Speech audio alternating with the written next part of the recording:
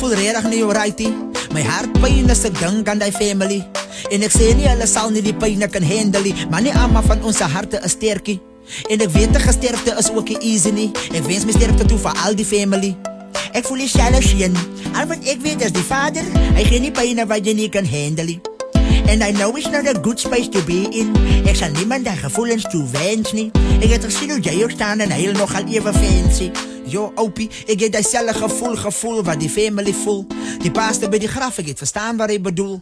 Hoe bedoel jy nou, jy het verstaan wat hy bedoel? Ek bedoel, ek het die woord ernstig diep binne gevoel. Waar is het? Het opie ooit geluister? Nee, regagie, want ek was by die soetgoed. Die dokter sê my body nodig eister. En dit van soetgoed. Dis wat die dokter sê, boet. Ek het gehoor, suiker gee jou hoë bloed. Hoë bloed? Ek weet nie, miskien moet opie by die hospitaal gaan inboek. Man, jou gat. Relax, opie, sê my gauw net. Wat was net so swaar aan die keisie? Was dat vlees en of weet ek net die rege ruikie? Daar 3 bakke kos wat ek gekry by die funeral. Yes, like opie is mos 'n animal. Die kos was bloody well incredible. By the way, opie, hoe ken opie die auntie wie se begrafnis het was? Ek weet nie. Ek was mos al in by die begrafnis wat net daar was vir die kosie. Yes, opie.